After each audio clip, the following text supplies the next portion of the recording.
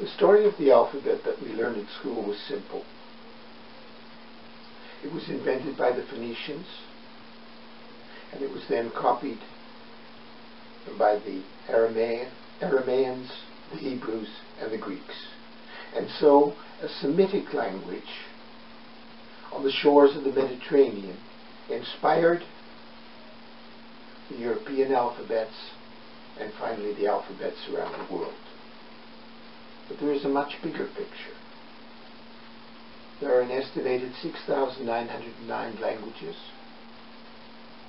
of which 2,200 are written languages and therefore have their own alphabets. And they belong to 13 language families. The book Alphabets of Life attempts to look at this big picture and studies specifically 5 world languages, languages that affected countries far beyond the country where they began. And these are Chinese, which affected the Sino-Tibetan languages, Cyrillic, which affected the Cyrillic languages, Sanskrit, which affected the Indian languages of the Indian subcontinent, and also 8 other language families in Southeast Asia and Australasia. Latin, which affected the Romance languages and Latin languages generally. And finally Arabic, which affected the Afro-Asiatic languages.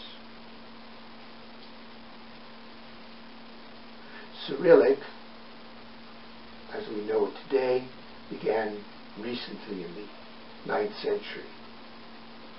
But there is a very long prehistory of an old Slavic alphabet that goes back to at least 5,500 before Christ, and it was linked with the cosmos, cosmograms, and various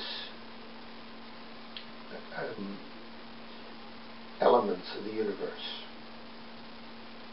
Sanskrit began by studying the sounds of the human voice, but it became linked with the energy centers in the body, the chakras.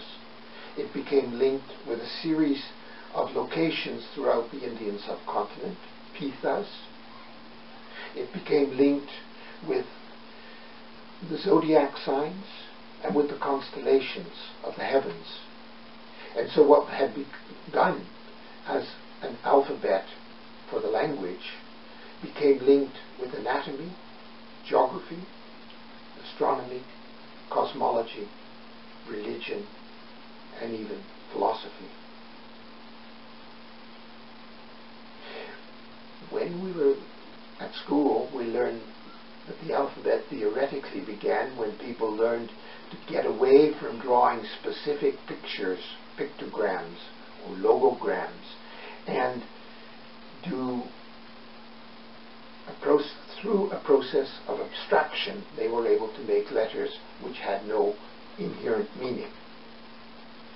A study of the old alphabets reveals that the letters originally had great meaning and that they were linked with the symbols connected with the heavens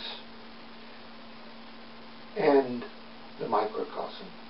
So stories of cycles on earth, of nature, and also the stories of the skies, to explain creation, birth, the cycles of life, and the hope of a returning life. And so what began as the alphabets were really alphabets of life. I hope you enjoy the book. Thank you.